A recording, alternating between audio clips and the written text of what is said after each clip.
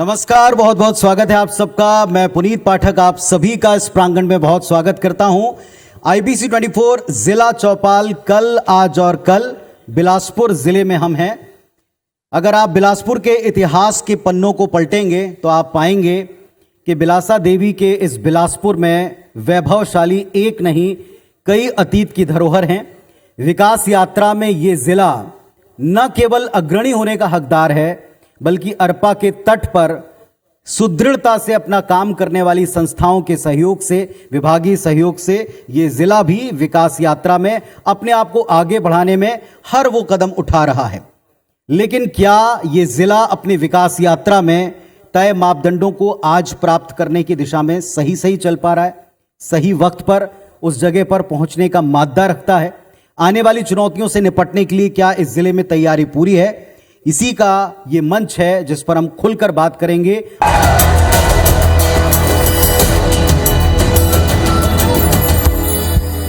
तो आप सबके साथ IBC 24 जिला चौपाल कल, आज और कल बिलासपुर, इस मंच पर आप सबका मैं हृदय से स्वागत करता हूं। और साथ ही साथ आपको बता दूं, मेरे साथ इस मंच के ऊपर इस वक्त मौजूद हैं कुणाल दुधावत जी, आयुक्त नगर निगम बिलासपुर। आप सबकी जोरदार तालियों के साथ मैं मंच पर उनका स्वागत करता हूं।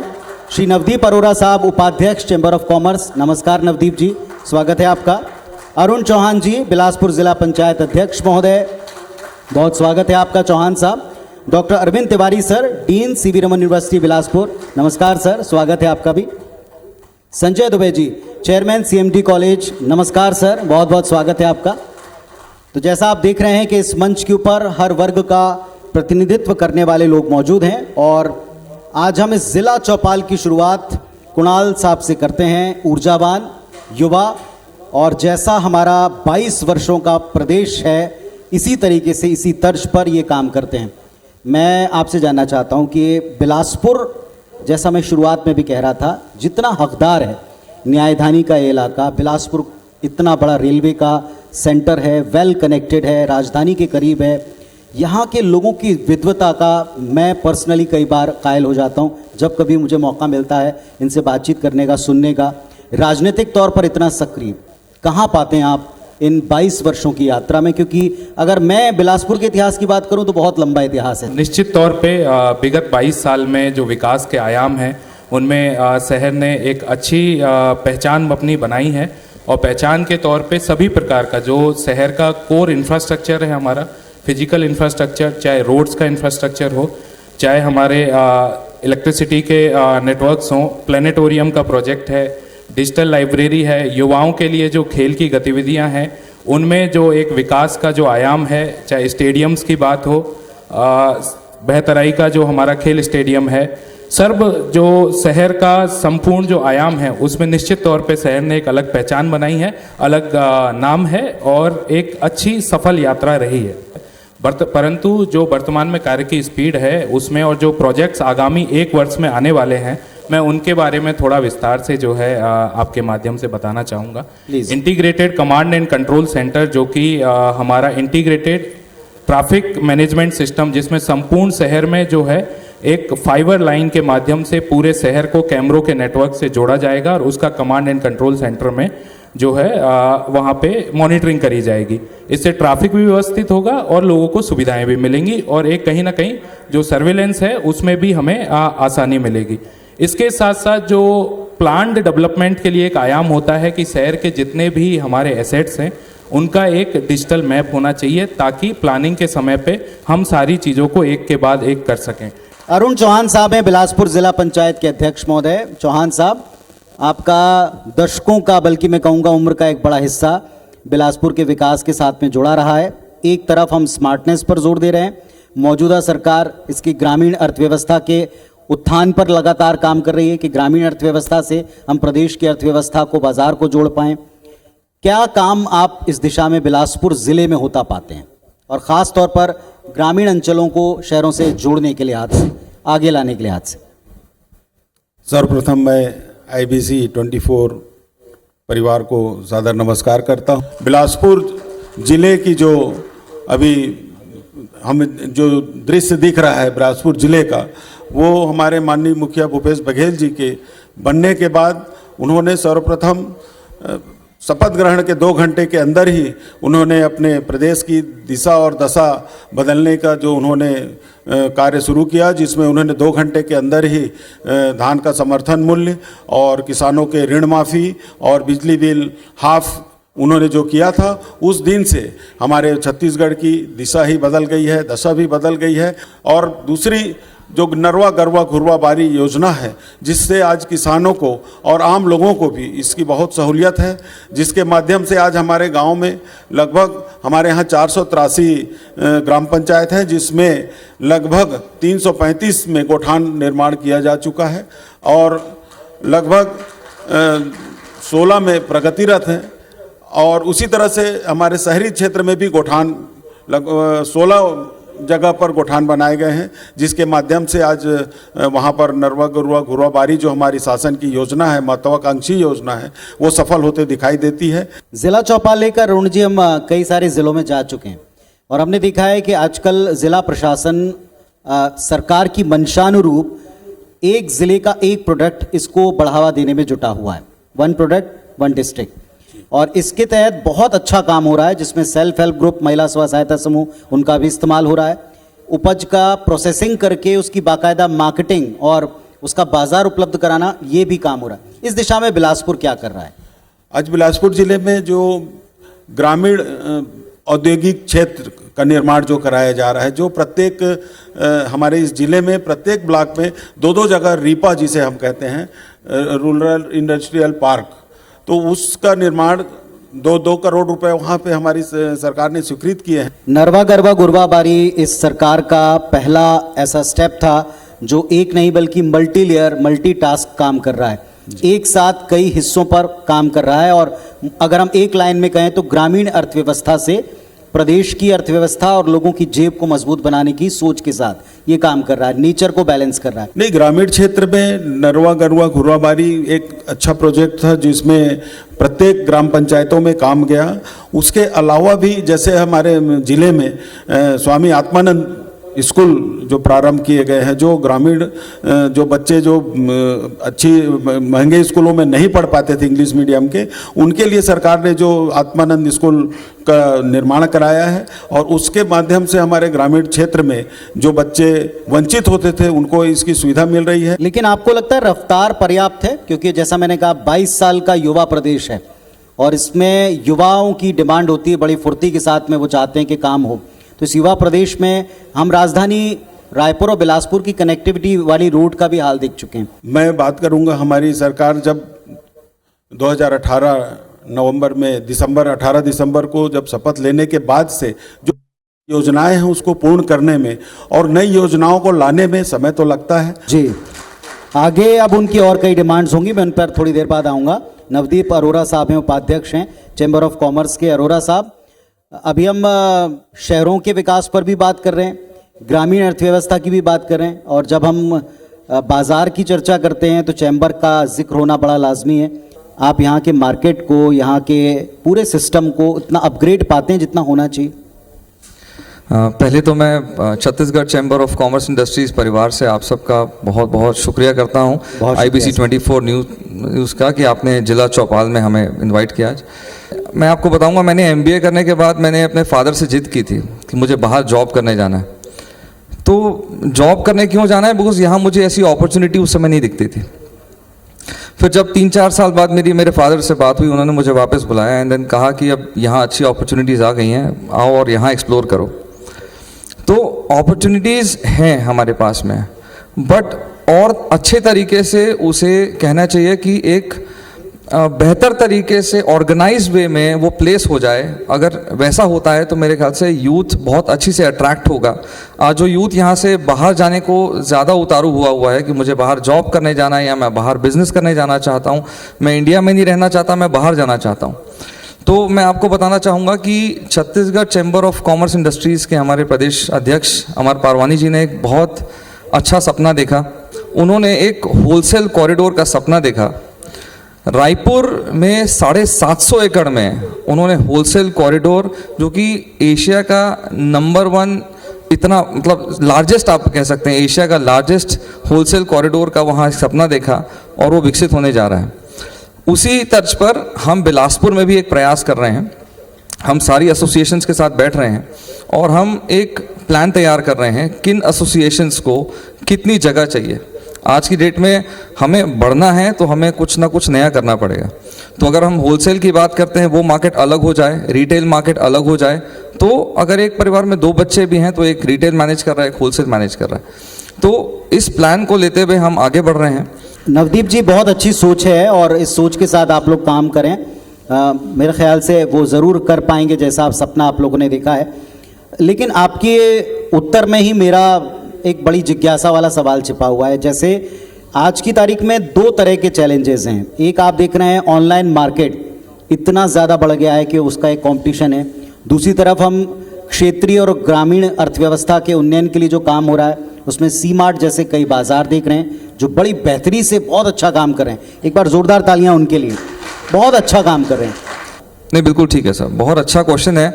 ऑनलाइन ट्रेड को लेके हमेशा एक कहना चाहिए, ये क्वेश्चन रहता है हमेशा कि होना चाहिए या नहीं होना चाहिए, इसे बैन करो, इसे बढ़ावा दो। तो सर, चेंज प्रकृति का नियम है। मैं ये नहीं बोलता कि हमें ऑनलाइन मार्केट को बैन करना है, मैं ये बोलता हूँ कि हमें ऑनलाइन मार्केट के साथ कैसे कॉम्पीट करना है। अगर खुद ऑनलाइन आना पड़े तो ऑनलाइन आके कॉम्पीट करें।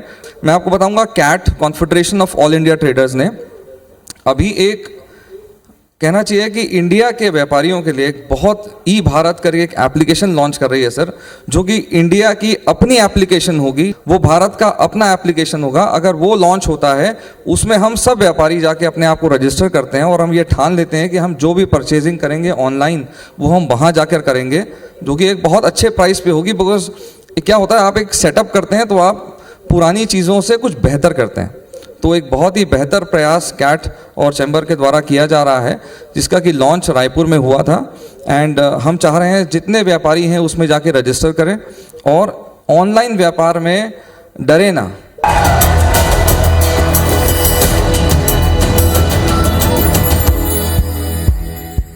जैसा हमने कहा कि IBC 24 का जिला चौपाल बिना किसी प्री सोच के निकला था। सिर्फ एक ये इनिशिएट था कि हम जाके ज़िलों में जाकर देखें कि वो क्या नया कर रहे हैं। कुछ ज़िलों में जाकर ही हमको तजुर्बा हुआ। एक कदम और स्टेप आगे आकर इसमें क्या ऐसा भी आप लोग प्लान कर रहे हैं या संभवतः आपने कर लिया है कि बिलासपुर के प्रोडक्ट, यहाँ की खासियत, यहाँ की विशेषता, यहाँ के प्रोडक्ट्स वो आपके एक मंच के ऊपर, एक पोर्टल पर हों कि लोगों को ढूंढना ना पड़े, बल्कि उनकी पहचान अंतर्राष्ट्रीय बना सके। इसके लिए भी काम हो रहा है। बिल्कुल सर, इस पे कुछ एप्लीकेशंस काम कर रही हैं अभी। लोकल लेवल पे जो एप्लीकेशन काम करती है सर, उसके लिए एक कहना चाहिए चैलेंज ज़्यादा बड़ा होता है। बिकॉज कॉस्ट जो है वो बहुत मतलब काफ़ी हाई कॉस्ट इन्वॉल्व होती है ये सब चीज़ों पर। तो आप छोटे लेवल पे अगर ये काम करते हैं तो आपके वो रिटर्न्स नहीं आते हैं। बट अगर आप उसको बड़े लेवल पे सोचेंगे, बड़े लेवल पे करेंगे, इंडिया नहीं इंटरनेशनल लेवल पे सोचेंगे, तब वो एक और बेहतर प्रयास करती है। सर मैं आपको बताता हूँ, Chhattisgarh chamber of commerce industries का एक छोटा सा ग्रुप है सर, आज बिजनेस ग्रुप है, और जिस पे हम लोग आपस में व्यापार करते हैं सर। तो आपस में व्यापार हम कैसे करते हैं कि जिसे कोई भी चीज़ की आवश्यकता होती है उसमें वो अपनी एडवर्टीजमेंट भी कर सकता है, उसमें अपनी रिक्वायरमेंट भी पुटअप कर सकता है, और उसमें उसे परचेजिंग के ऑप्शन भी मिल जाते हैं। तो हम इसको लोकल लेवल में we are practising, Chhattisgarh chamber business group में हम उसको प्रैक्टिस करते हैं, और हम उसमें खुल के आप एडवर्टीज कर सकते हैं, खुल के अपने प्रोडक्ट्स डाल सकते हैं, खुल के आप परचेजिंग कर सकते हैं। बहुत अच्छे अच्छे ऑप्शंस, मतलब आप मानेंगे नहीं कि इंटरनेशनल नहीं, कुछ मतलब नेशनल नहीं, कुछ इंटरनेशनल प्रोडक्ट्स भी हमें मंगाने होते हैं, तो वो उस ग्रुप में उसकी जानकारी। जोरदार तालियां इस बात के ऊपर।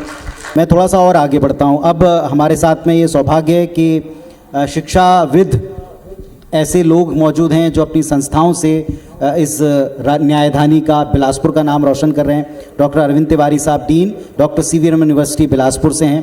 डॉक्टर तिवारी, एजुकेशन किसी भी सोसाइटी का पिलर है, बिना इसके कोई व्यापार नहीं बढ़ सकता, कोई काम नहीं हो सकता। एजुकेशन के लिहाज से आप बिलासपुर को कहाँ पाते हैं, प्रदेश में भी और देश में भी? डॉक्टर CV रमन विश्वविद्यालय परिवार की ओर से मैं इस आयोजन के लिए आपका धन्यवाद करता हूं। और आपका एक बहुत ही बढ़िया क्वेश्चन है। न केवल छत्तीसगढ़ में बल्कि मध्य प्रदेश के समय से हम ये देखते हैं कि शिक्षा के लिए मध्य प्रदेश के समय में भी बिलासपुर का नाम सबसे अव्वल रहा है। बिलासपुर में एशिया का सबसे बड़ा ITI होता था। इस स्किल की बात हम आज करते हैं। बिलासपुर में इस स्किल की व्यवस्था तब से स्थापित है। विश्वविद्यालय, पहला राजकीय विश्वविद्यालय गुरु घासीदास विश्वविद्यालय की स्थापना हुई। इसी कंटिन्यूशन में CMD महाविद्यालय, DP विप्र महाविद्यालय जैसे महाविद्यालयों का विकास हुआ। और स्कूल के लिए मैं आपको बताऊं कि स्कूल शिक्षा में बिलासपुर ने वर्तमान बिलासपुर, सरगुजा संभाग और बस्तर संभाग को लीड किया था। बस्तर संभाग मतलब ये जो उड़ीसा वाला एरिया है। तो जो मल्टीपर्पस स्कूल है वो हमारे दादाजी लोग उसमें पढ़ा करते थे। तो शिक्षा के क्षेत्र में बिलासपुर का नाम शुरू से ही अव्वल दर्जे में रहा है। और मैं जिस आगे संभावना की बात कर रहा था, स्किलिंग के बाद अप स्किलिंग की, उसकी आवश्यकता बिलासपुर में बहुत जोर से है। टेक्निकल पार्क की ज़रूरत है, जिससे जो युवा जो टेक्नोलॉजी और जो छोटे रोजगार चाह रहे हैं वो बाहर ना जाएं, टेक्नोलॉजी पार्क में काम करें। और दूसरा और सबसे इम्पोर्टेंट मैटर है पैरामेडिकल, जिसमें रोजगार की कोविड के बाद सर्वाधिक संभावनाएं देखी जा रही बिल्कुल ठीक है। हैं। उसकी एक बड़ी शिक्षा की जरूरत है। और आज जिस शिक्षा की विश्व को आवश्यकता है वो है पर्यावरण की शिक्षा, जिसका विधिवत रूप से अपने को यहाँ पर व्यवस्था करना चाहिए। और अब हमारे पास तो केंद्रीय विद्यालय, राजकीय विश्वविद्यालय, निजी विश्वविद्यालय, तमाम कॉलेजेस हो गए हैं, परंतु जिस चीज़ की आवश्यकता है वो है स्किल यूनिवर्सिटी की आवश्यकता है। डॉक्टर CV रमन विश्वविद्यालय ने इन कमियों को पहले ही आइडेंटिफाई किया और NSDC CVRU एकेडमी की स्थापना की और स्किलिंग पर काम किए। प्रदेश में सबसे पहला दीनदयाल उपाध्याय कौशल केंद्र हमने स्थापित किया और स्टेट गवर्नमेंट ने उसको स्टेट का रिसोर्स सेंटर बनाया, जिसमें पैरेलल रूप से कंप्यूटर की ट्रेनिंग दी गई। जी, इसका लाभ ये मिला कि स्थानीय रोजगार और स्थानीय युवाओं को स्थानीय रोजगार सुलभ हो पाया। तो निश्चित रूप से टेक्नोलॉजी, स्किल ये दो बड़े विषय हैं और चिकित्सा क्षेत्र में पैरामेडिकल और नर्सिंग दो बड़े विषय हैं। आपने बिल्कुल साधुवाद सर, आपको टीम को एक बार जोरदार तालियां इस प्रयास के लिए, क्योंकि मुझे लगा कि इस दिशा में आपको सवाल भी पूछना चाहिए और इसके उत्तर जरूर मिलना चाहिए वक्त रहते। संजय दुबे जी हैं, चेयरमैन CMD कॉलेज के। दुबे साहब, पुनः आपका मंच के ऊपर स्वागत करते हुए सीधा सवाल पूछता हूं। आज नई एजुकेशन पॉलिसी की चारों तरफ चर्चा है, अपने बच्चों को हम कैसे तैयार करें, माता पिता के साथ अब संस्थाओं के लिए भी एक साख का सवाल बन गया है। क्या काम हो रहा है इसमें? आपने कही कि आज शिक्षा के क्षेत्र में क्या नया हो रहा है, तो जो एक समय था कि जब एक पर्टिकुलर कोर्स होते थे BCom, BA, BSc, तो आज आधुनिकता के तौर पर प्रोफेशनल कोर्सेज आ रहे हैं। बहुत अच्छे अच्छे कोर्सेज हैं जिसमें बच्चों को जॉब के लिए अपॉर्चुनिटी है। हमारे साथ कई लोगों के साथ जो कंपनियां हैं उनके साथ भी हम लोग टाई अप करके रखे हैं। बच्चों को उन संस्थानों से जोड़ के रखते हैं जिससे उनको आगे प्रॉब्लम ना आए, समस्या ना आए। तो शिक्षा को बढ़ाने के लिए नए लैब होते हैं, नए तरीके से नई लाइब्रेरी होती है, लाइब्रेरी वगैरह, तो सारी चीज़ें अब चालू हो चुकी हैं। और आने वाले समय में जो इस बच्चों को फ़ायदा हो रहा है उससे वो बहुत ही आगे बढ़ेंगे, ऐसी मेरी पूरी उम्मीद है। साथ ही बिलासपुर की बात अगर आप कहें तो बिलासपुर छत्तीसगढ़ का हृदय स्थल रहा है। यहाँ पे न्यायधानी, चाहे रेलवे का जोनल ऑफिस हो, चाहे ACCL का हेड क्वार्टर हो, सभी चीज़ें यहाँ पे हैं। काम बहुत हो रहा है जगह जगह। बिलासपुर के लोग सहज और सरल हैं। हम सब की उम्मीद यही रहती है कि अच्छी रोडें, अच्छी नालियाँ, अच्छी व्यवस्थाएं हों, उसके आगे आदमी खुश हो जाता है कि सब कुछ अच्छा है। तो काम बहुत हो रहा है, पर काम की मॉनिटरिंग होना चाहिए, काम की टाइमलाइन होना चाहिए कि किस टाइम तक वो काम हो जाए। काम हो जाने के बाद उसकी देख रेख भी होना चाहिए कि आगे उसका क्या होगा। बिल्कुल सही। ये महत्वपूर्ण बातें हैं, इनका ध्यान रखा जाए। धन्यवाद। आपने जो बात की, बस मैं एक छोटा सा सवाल आपसे और पूछता हूं, चूंकि ये न्यायधानी के साथ संस्कारों का भी गढ़ है, तो शिक्षा में जब आप आज की तारीख में एक होड़ देखते हैं, बच्चों में एक जिज्ञासा देखते हैं करियर बनाने की, और होना भी चाहिए, कंपटीशन की भावना देखते हैं, वो संस्कार वाला पहलू, वो हमारी जो मूल जो जड़ है जिससे हम जमे हुए हैं आज तक विश्व में, किसी भी परिस्थिति में अपने आप को तानकर, सीना तानकर खड़े रहते हैं, वो हम कैसे आगे ले जा रहे हैं? बहुत बढ़िया, धन्यवाद। आपने बहुत अच्छी बात रखी। यह जो मूल बातें हैं इसका हम विशेष ध्यान रखते हैं। जिस तरह से NSS जो कि आज हमारी संस्था है, जो कि आज ख्याति प्राप्त पूरे भारत में, ये हम इसमें नाम ले चुके हैं, अवार्ड ले चुके हैं। गांव-गांव में जाके शिक्षा के साथ बच्चे कैसे काम करना सीखें, कैसे अपने ज़मीनी स्तर से जुड़ें, इन चीज़ों को उनको सिखाते हैं। NCC के माध्यम से हमारे कैडेट्स जो कि दिल्ली परेड में जा चुके हैं, उनको भी इस बात की पूरी शिक्षा दी जाती है कि कैसे वो आगे कड़ाई के साथ एक जीवन जी, सुबह 5 बजे उनको उठना है और कैसे पूरे काम को अपने करना है, अपनी जिम्मेदारियों को पूरा करना है। तो बहुत सी बातों को उनको सिखाया जाता है। इसी तरह से योगा क्लासेज हैं। संस्कार को लेके निश्चित रूप से हम बिल्कुल गंभीर हैं और इस पर लगातार काम हो रहा है। अंतिम सवाल मैं जरा आने वाले कल की चुनौतियों पर करूंगा दुधावत साहब। कमिश्नर साहब, जैसा अभी आपने बताया कि बहुत सारा काम आप कर रहे हैं, लेकिन सबसे बड़ी चुनौती आप बिलासपुर के लिए आज क्या पाते हैं और उसके लिए क्या कर रहे हैं?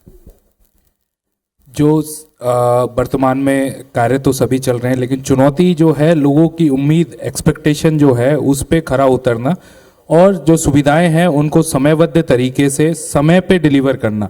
टाइम बेस्ड डिलीवरी जो है वो एक एक्सपेक्टेशन है, उस पे खरा उतरना ये एक चुनौती है। दूसरा, डेवलपमेंट इम्पॉर्टेंट है, डेवलपमेंट साथ में चल रहा है, लेकिन पर्यावरण और एनवायरनमेंट को साथ में लेकर के डेवलपमेंट के आयाम पे आगे बढ़ना वो एक चुनौती है जो कि हमें उन दोनों पहलू पे साथ में रख करके साथ में चलना होगा। चलिए, मैं उम्मीद करता हूं कि अगली बार जब हम जिला चौपाल पे आएंगे तो हम इसके बारे में जरूर लोगों को उत्साह ऊर्जा के साथ कंप्लीशन की जानकारी दे पाएंगे। एक बार जोरदार तालियां हमारे इस पैनल के लिए। तो आदरणीय और सम्मानित मंच के साथ हमने IBC 24 जिला चौपाल कल, आज और कल, इसमें शिक्षा को लेकर, प्रशासन को लेकर, ग्रामीण अर्थव्यवस्था को लेकर महानुभावों से सीधी चर्चा की और एक बात के प्रति मैं पूर्णतः आश्वस्त होकर अपनी टीम की तरफ से, दर्शकों की तरफ से शुभकामनाएं दे सकता हूं कि आने वाली ज़रूरतों के हिसाब से तैयारी तो जिला कर रहा है, तेज़ी से आगे बढ़ भी रहा है, चुनौतियां हैं उनको स्वीकार भी करता है, समझता भी है। तो आई एम श्योर कि वो रास्ता भी ज़रूर निकालेंगे और उस रास्ते पर तय वक्त पर अपने सफलतापूर्वक कदमों को बढ़ाएंगे और पूरे देश में एक मिसाल बनकर ये ज़िला उभरेगा। ये शुभकामनाएं मैं आप सबको, आपकी संस्थाओं को देता हूं। बहुत बहुत धन्यवाद आप सबका इस मंच पर अपने विचार खुलकर प्रकट करने के लिए। आप सभी कृपया विराजमान रहें और मैं IBC 24 परिवार की तरफ से रविकांत डेमोले जी, DGM रीजनल बिजनेस, उन्हें मंच पर आमंत्रित करता हूं कि आप सबने जो हमें इतना समय दिया है, हम सब अपनी तरफ से आपका हृदय से आभार प्रकट करते हुए एक टोकन रिस्पेक्ट का आपको प्रदान करना चाहते हैं। सबसे पहले कुणाल दुधावत जी, आयुक्त नगर निगम बिलासपुर। रवि सर, मैं रिक्वेस्ट करता हूं, आप आज की इस संध्या वक्त दिया हमें दुधावत साहब ने, बहुत धन्यवाद। जोरदार तालियां आप सबकी मैं चाहता हूं। नवदीप अरोरा साहब हैं, उपाध्यक्ष चेंबर ऑफ कॉमर्स। मैं रिक्वेस्ट करता हूं रवि जी से, आप सबकी जोरदार तालियां मैं चाहता हूं।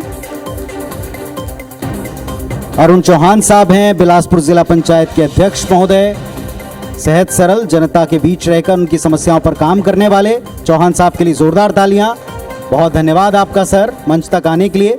Doctor Arvind Tiwari sir, dean doctor CV Raman university Kota Bilaspur, sir को हम पूर्ण आदर के साथ में, रिस्पेक्ट के साथ ये आज की स्मृति प्रदान करना चाहते हैं। Thank you so much sir हमारे साथ मंच साझा करने के लिए। Sanjay Dubey ji, chairman CMT college Bilaspur, आप सबकी जोरदार तालियां मैं चाहता हूं दुबे जी के लिए भी। पीढ़ियों से जो लगातार ये काम कर रहे हैं, सतत शिक्षा क्षेत्र में सेवा का, आप सबका बहुत बहुत धन्यवाद।